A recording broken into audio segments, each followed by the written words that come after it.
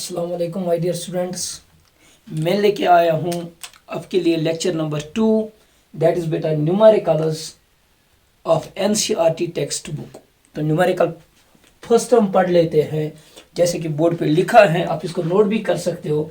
The position time graph, यानी कि x t graph हमारे पास गिवन है। Position time graph x t graph is given for two children A and B, यानी कि दो चिल्ड्रन हमारे पास हैं, एक है बी, एक है बेटा, एक है ए और एक है बी। उनका x t graph means position time graph.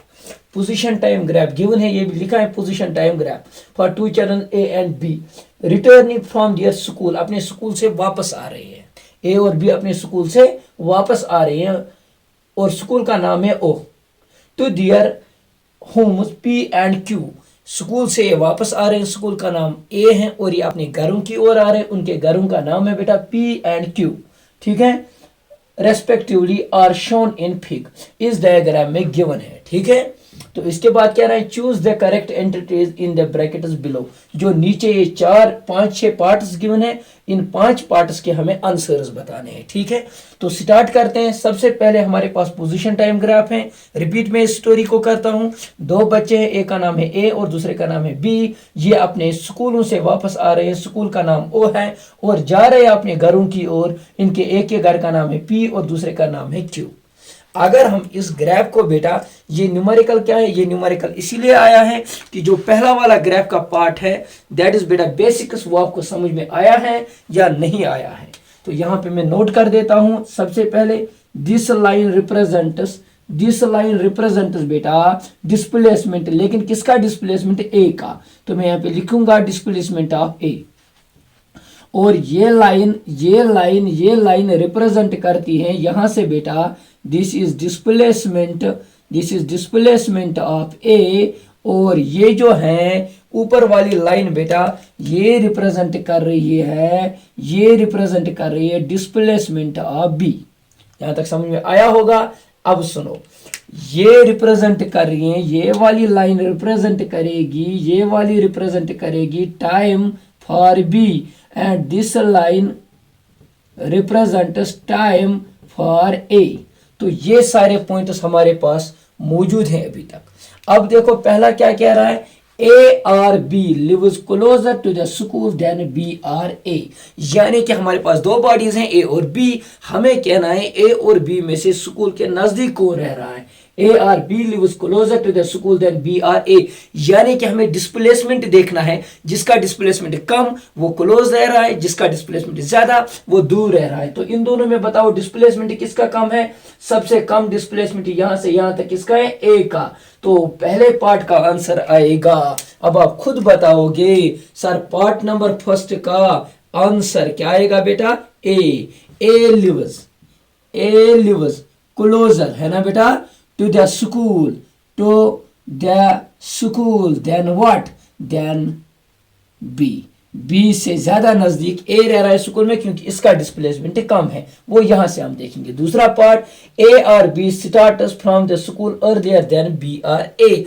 पहले स्कूल में से ए निकला है या बी निकला है, ये कौन बताएगा, ये बताएगा टाइम एक्सिस। जो पहले ही निकला है उसका टाइम यहां से स्टार्ट होगा, क्योंकि this is time 0, this is time 1, this is time 2, this is time 3, 4 at these lines represent time। तो यहां से जब स्टार्ट किया तो पहले स्टार्ट किया है ए ने, तो हम दूसरे का आंसर लिखेंगे। दूसरे का आंसर बोलो क्या आएगा, A starts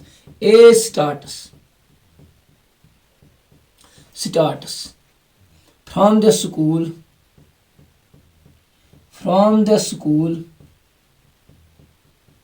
earlier than B, है ना बेटा। दोनों पार्ट्स कंप्लीट। ए और B walks faster than B और ए। चलना कौन डिसाइड करेगा, चलना डिसाइड करेगा टाइम। जिसको टाइम ज्यादा लगा होगा उसको बेटा वो धीरे धीरे चल रहा होगा, जिसको टाइम कम लगा होगा वो बेटा जल्दी चला होगा, पहली बात। दूसरी बात, time will be also decided by this displacement. जो बेटा ज्यादा जिसने ट्रेवल किया होगा, जो ज्यादा चला होगा, उसके पास बेटा टाइम उसको टाइम कम लगा होगा, जो कम टाइम में ज्यादा चला होगा, जो उसी टाइम में बेटा कम चला होगा उसको बेटा टाइम ज्यादा। यानी कि अगर हम टाइम को कांस्टेंट लेंगे और डिस्प्लेसमेंट की टर्म्स में देखेंगे तो इसका डिस्प्लेसमेंट ज्यादा, इसको टाइम भी ज्यादा लगा होगा, इसका डिस्प्लेसमेंट कम, इसको टाइम भी कम लगा होगा। लेकिन अगर हम यहाँ टाइम की ओर देखेंगे, जिसका टाइम बेटा कम लगा होगा वो जल्दी पहुंचा होगा, वो तेज चला होगा, जिसको टाइम ज्यादा लगा होगा वो बेटा, जिसको टाइम ज्यादा लगा वो स्लो चला होगा। देखो इसने ओ से निकलना स्टार्ट किया था, किसने, ए से, ये चलते चलते चलते चलते ये अपने घर पहुंचा, ये अपने घर पहुंचा पी, इसको टाइम लगा 1 2 3 4 5 6 7 8 एंड 9 सेकंड्स फॉर एग्जांपल इसको लगे। अब देखो, अब बी की बात करेंगे। बी जब चला, बी चला बेटा, वो 0 से नहीं चला, वो 2 से चला, 2 से चलते चलते वो टाइम 6 to 7 बेटा घर पहुंच गया। दैट मीन्स बी को कम टाइम लगा घर पहुंचने में एज कंपेयर टू ए। ए बेटा धीरे धीरे धीरे धीरे धीरे धीरे चल रहा है, इसको 9 सेकंड लगे और इसने 2 से स्टार्ट किया, इसके बाद चलना स्टार्ट किया, लेकिन ये पहले ही पहुंचा। That means B walks faster. तो बी तेज चला, बी वॉक्स फास्टर, है ना बेटा, देन ए। हो गए हमारे तीनों पार्ट्स खत्म। अब देखो, who is on the cycle and who is walking. इनमें से कौन साइकिल पे चल रहा है? यहाँ पे सर कहीं पे साइकिल मुझे दिख ही नहीं दे रहा है, यहाँ पे मुझे कहीं पैदल कोई बंदा दिखाई नहीं दे रहा है। ये तो है ही विजुअल रिप्रेजेंटेशन, हमें इसी से समझ में आना चाहिए। जो बंदा तेज चला वो डेफिनेटली किस पे होगा? वो साइकिल पे होगा। जो स्लो चला वो वॉकिंग में होगा। तो स्लो कौन है? A, B walks faster. अगर बी फास्टर है तो मैं लिख सकता हूं B is on the cycle, B is on cycle, है ना बेटा, एंड ए इज वॉकिंग, और ए जो है बेटा ये चल रहा है। तो ये सारे आंसर्स यहां तक आ गए। अब last part, A or B overtakes B or A on the road once or twice. ये इस रोड में एक दूसरे को ओवरटेक कर रहे हैं, एक बार या दो बार। इस ग्राफ को अच्छे से देखो, इंटरसेक्शन कितनी जगह हो रहा है? एक जगह। They intersects each other only once. इसको आंसर यहां पे आएगा, इस पार्ट का आंसर क्या आएगा बेटा? A or B overtakes B or A only and only once. ये पूरा नोट कीजिए। अब हम लिखेंगे एनसीईआरटी का न्यूमेरिकल नंबर 2। इसको तब तक आप नोट कीजिए बेटा।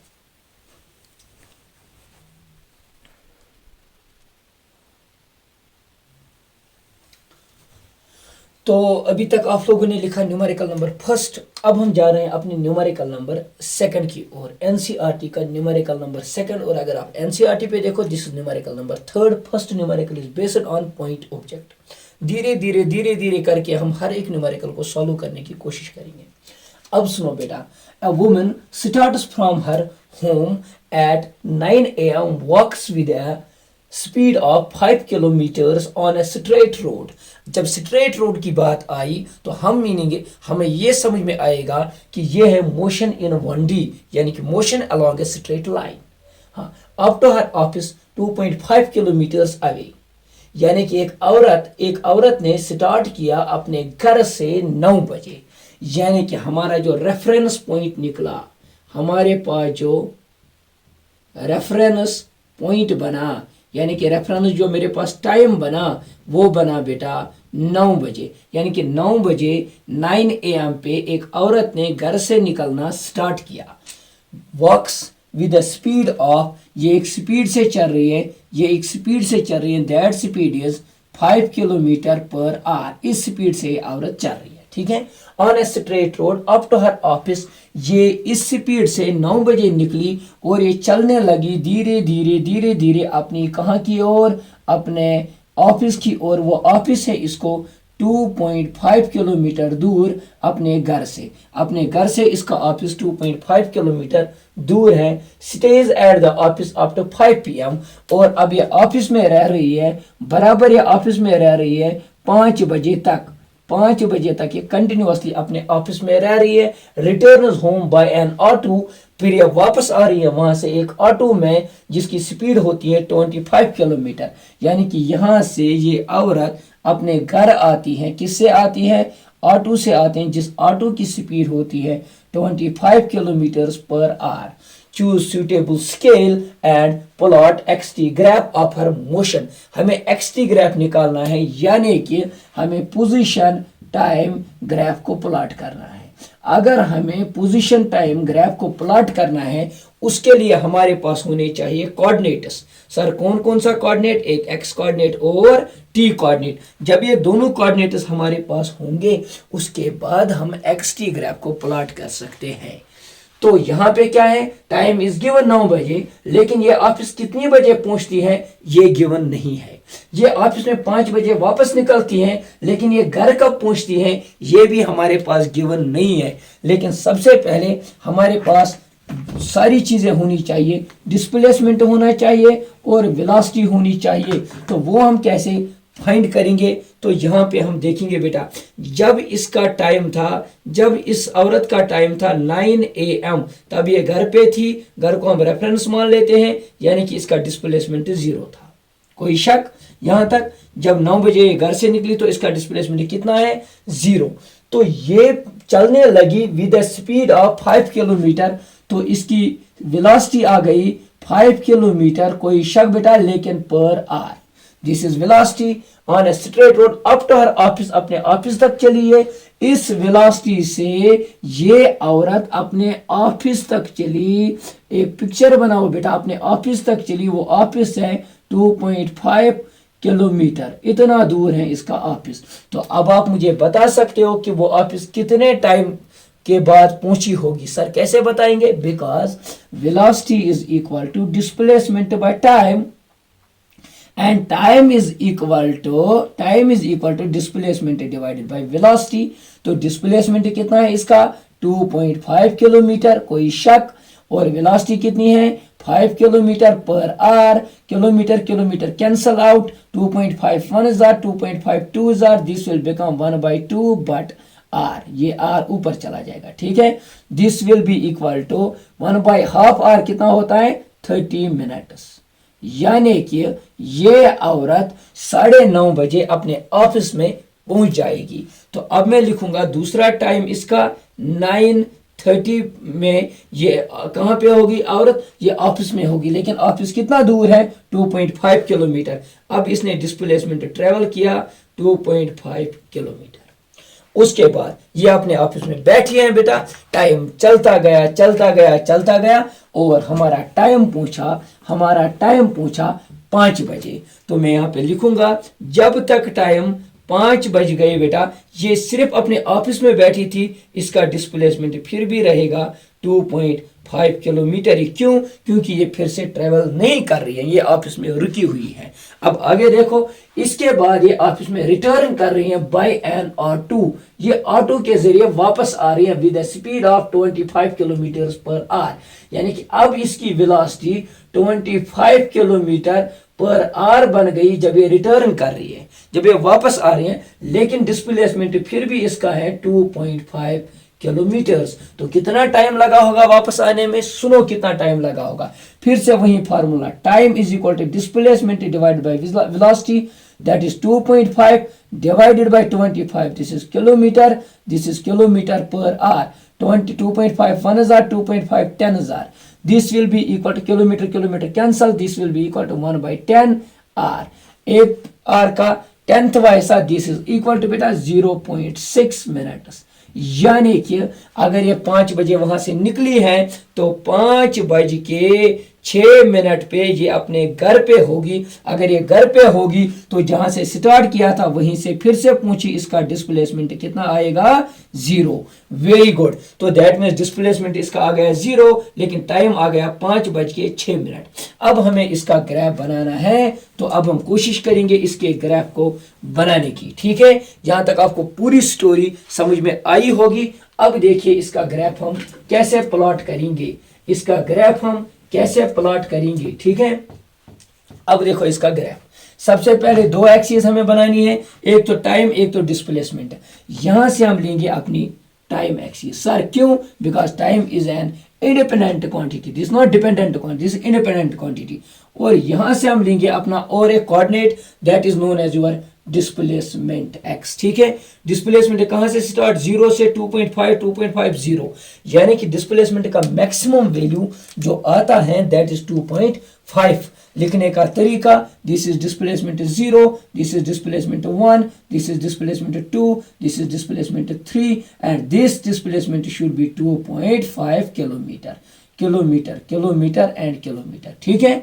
अब टाइम की बात करेंगे, ओरिजिन पे टाइम इसका था 9 बजे, ठीक है। फिर हम यहां मान लेंगे 10 बजे, ठीक है। फिर यहां हम मानेंगे 11 बजे, एक एक घंटे का टाइम लेंगे। फिर 12, फिर सर 1, फिर 2, फिर 3, फिर 4, फिर 5, फिर 6, ठीक है बेटा। ज्यादा से ज्यादा 6, 5:06 पे वापस हम 6 तक लेंगे, ठीक है। अब देखो, जब डिस्प्लेसमेंट 0 तो टाइम कितना 0, that is on the origin, तो वो पॉइंट आएगा ये 0,9, ये पॉइंट आया। अब देखो डिस्प्लेसमेंट कितना 2.5, जब 2.5 डिस्प्लेसमेंट की बात आएगी तो हम एक लाइन को ड्रा करेंगे। क्या करेंगे, एक लाइन को, इस लाइन को हम ड्रा करेंगे। This line represent displacement is equal to 2.5 kilometre, ठीक है। अब देखो, जब 2.5 था तो टाइम कितना था 9:30 बजे, 9:30 बजे का पॉइंट है। अगर ये 9 है, ये 10 है, ये 9:30, तो यहाँ पे सर एक लाइन आप ड्रा कीजिए, यहाँ पे आप एक लाइन ड्रा कीजिए।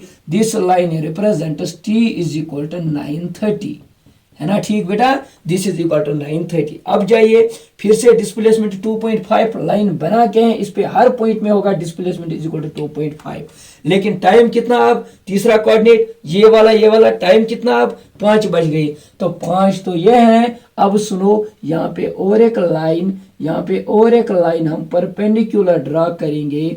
This line represents t is equal to 5, ठीक है। तो यहाँ पे 3 पॉइंट्स आ गए। This is point number 1, this is point number 2, this is point number 3। 3 points अभी तक हमारे पास है। और चौथा पॉइंट एंड लास्ट पॉइंट, जब डिस्प्लेसमेंट 0 तो हमारे पास टाइम 5:06। डिस्प्लेसमेंट 0 मीन्स यहां से this is 0, this is x is equal to 0, लेकिन टाइम कितना 5:06। तो ये गए 5 से थोड़ा बहुत आगे होगा, इसके क्लोज थोड़ा मैं दूरी दिखाऊंगा ताकि हम ग्राफ को अच्छे से बना पाएंगे। This is 0,5.6। जरा ये कोऑर्डिनेट का नाम पता है, इसका बताओ बेटा। दिस इज बोलो 2, दिस इज 10,2.5, यानी कि जब 10 दिस इज 9:30, 2.5। जब मेरे पास टाइम था 9:30 तो तब तक डिस्प्लेसमेंट था 2.5। जरा इसको बोलो 5,2.5। जब 5 बज गए थे तब भी मेरा डिस्प्लेसमेंट इतना था। अब हम इन सारे पॉइंट्स को ज्वाइन करेंगे। जब हम ज्वाइन करेंगे, इसको मिलाओ बेटा सबसे पहले इसके साथ, ये बनेगी मेरे पास लाइन। और अब इसको मिलाओ इसके साथ, ये बनेगी मेरे पास लाइन। अब इसको ज्वाइन करो इसके साथ, तो ये जो मेरे पास ये ब्लैक लाइन्स बनी बेटा, इसका नाम मैं दे देता हूं ABC एंड D। ये बना इसका ग्राफ। अगर आप इसके अलावा कोई भी कोशिश अपने दिमाग से इसको करने की कोशिश करोगे तो वो बिल्कुल गलत होगा। और दिस आंसर इज 100% करेक्ट। तो इसको नोट करो और इन कोऑर्डिनेट्स को बेटा बनाओ। ये कोऑर्डिनेट्स मैंने कहां से बनाए, ये मैंने पहले जो डिटेल गिवन है इसमें उन्हीं से फाइंड किए। तो इसको नोट कीजिए आप लोग।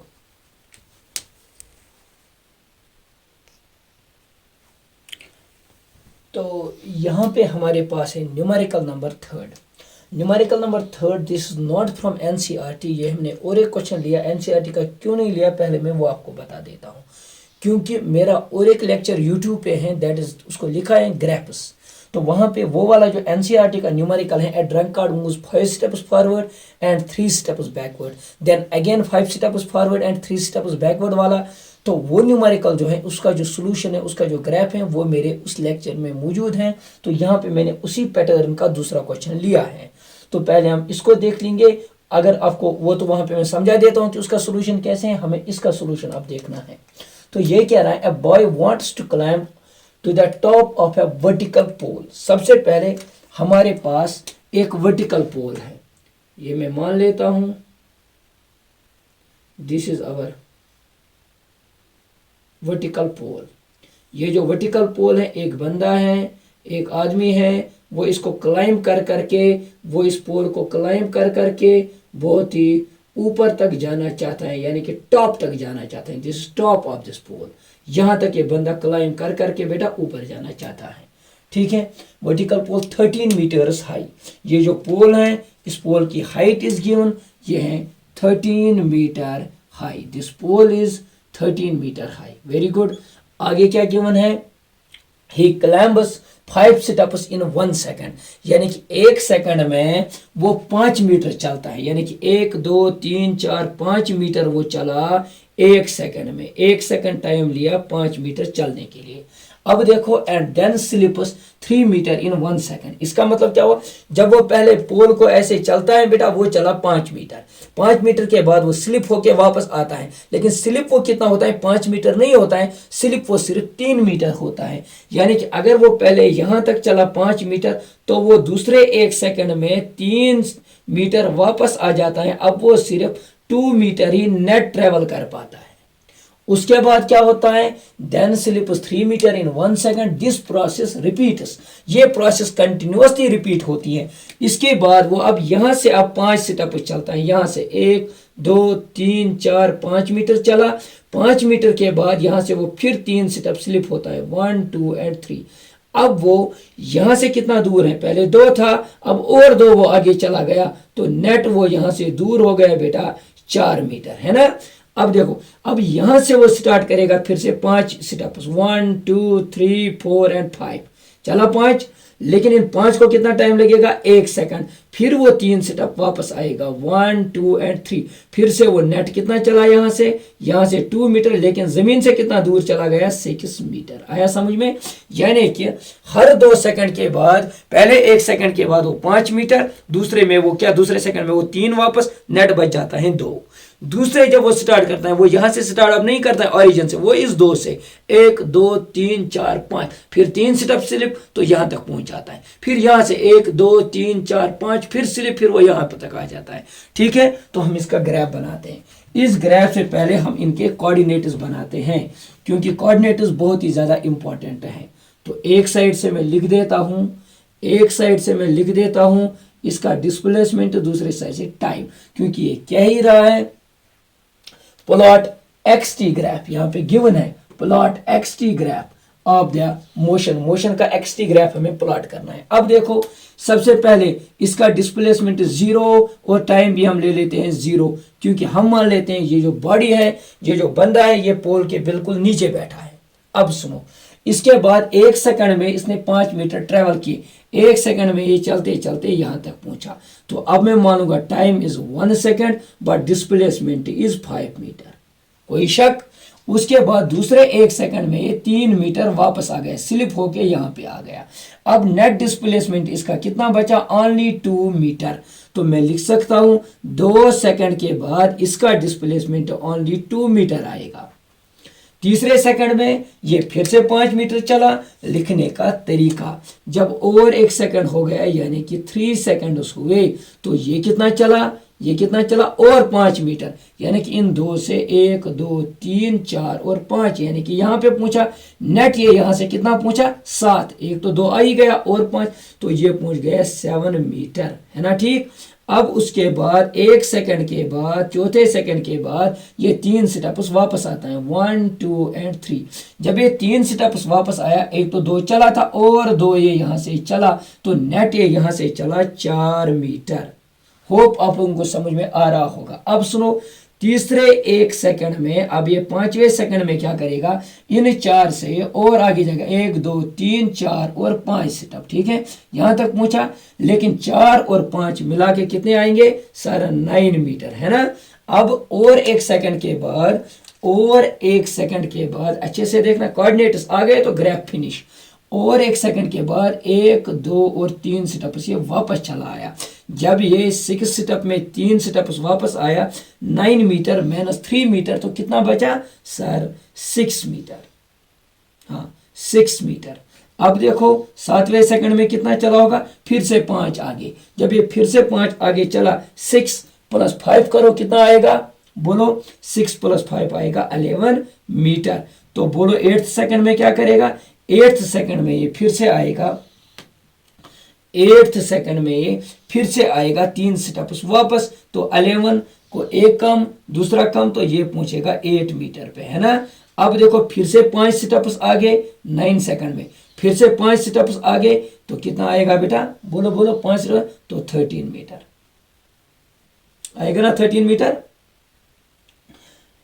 तो उसके बाद ये 3 स्टेप्स वापस आएगा, तो ये पहुंचेगा बेटा 10 मीटर पे। 10 मीटर पे कब पहुंचेगा, 10 सेकंड्स पे। तो 11 सेकंड्स पे बताओ कितना पहुंचेगा, 15 मीटर। 15 मीटर में से 3 वापस, तो ये 12 में पहुंचेगा बेटा 11 मीटर, सॉरी 13 मीटर, ठीक है। 12 सेकंड में ये कितना पहुंचेगा, 13 मीटर, क्यों, सॉरी 12 मीटर, 12 मीटर। उसके बाद ये फिर से 1 सेकंड में आगे जाएगा 5, फिर से ये वापस आएगा। तो 13 ही मीटर इसकी हाइट है, तो हम 13 तक इसका ग्राफ बना लेते हैं। ऐसे ये नीचे तक बनाना है। तो यहां से मैं रिप्रेजेंट करूंगा दिस इज टाइम एक्सिस, और यहां से मैं रिप्रेजेंट करूंगा दिस इज डिस्प्लेसमेंट एक्सिस। तो ग्राफ कैसे बनाएंगे, डिस्प्लेसमेंट का मैक्सिमम वैल्यू कितना है, 13, ठीक है। तो हम लिखेंगे this is 1, this is 2, this is 3, 4, 5, 6, 7, 8, 9, 10, 11,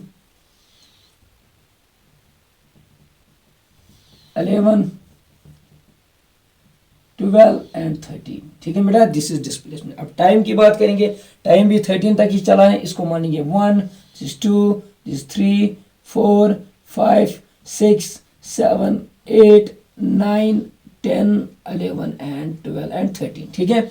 ये आ गया हमारे पास। जब डिस्प्लेसमेंट 0, टाइम 0, तो पॉइंट है ये, ठीक है। अब देखो टाइम 1, डिस्प्लेसमेंट 5, तो कैसे लिखेंगे, time 1, this line represents time is equal to 1, time is equal to 1, और डिस्प्लेसमेंट कितना 5, this line represents displacement is equal to 5, यहां तक लिखना है डिस्प्लेसमेंट इज इक्वल टू 5। तो पॉइंट आ गया ये आ गया मेरे पास कोऑर्डिनेट। दूसरा डिस्प्लेसमेंट 2 मीटर, टाइम 2, टाइम 2 का ये आएगा,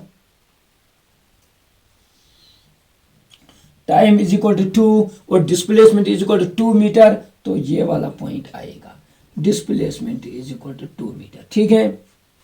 इसके बाद time is equal to 3, time is equal to 3, this line represents time is equal to 3, ठीक है। और अब बोलो डिस्प्लेसमेंट कितना 7, this line represents displacement is equal to 7। Similarly ऐसे अब आपको आएगा धीरे धीरे। तो कहने की बात यह है, पहला पॉइंट था ये 0,0, ठीक है। दूसरा था 1,5, तो ये पॉइंट था दूसरा 1,5। तीसरा कौन सा था 2,2, ये था तीसरा पॉइंट 2,2। उसके बाद कितना था 3,7, ये था पॉइंट। उसके बाद क्या है 4,4, तो 4,4 यहाँ कहीं पॉइंट आएगा, 4,4 ये आएगा बेटा। अब देखो और क्या आएगा 5,9, this is 5 and this is 9, तो यहाँ कहीं पे पॉइंट आएगा, ठीक है बेटा। फिर उसके बाद क्या आएगा 6,6, this is 6 and this is 6, यहाँ कहीं पॉइंट आएगा, ठीक है। अब आपको आएगा, इनको ज्वाइन करो, तो इसका ग्राफ ऐसे ऐसे ऐसे, यहाँ पे ऐसे, फिर ऐसे, फिर ऐसे, फिर ऐसे, यहाँ पे ऐसे, फिर ऐसे और ऐसे आएगा। This will B graph of its motion. और इसको भी बेटा नोट करो, इन कोऑर्डिनेट्स को नोट करो, तो ये रहेगा इसका ग्राफ। तो this was all for today. कल हम नया लेक्चर लेके आएंगे slope of a graph. Slope of a graph available है यूट्यूब पे, उसको मैं लिखूंगा लेक्चर नंबर 3, ये लेक्चर नंबर 2 है। लेक्चर नंबर 1 ऑलरेडी मैं बना चुका हूं, अब लेक्चर नंबर 3 अवेलेबल है और 4th भी अवेलेबल है। अब मैं कुछ और लेक्चर्स इस ग्राफ्स पे बनाऊंगा एडिशनल, जिसमें न्यूमेरिकल्स होंगे, ठीक है। तो होप आप लोग ये देखोगे। Thank you, have a nice day.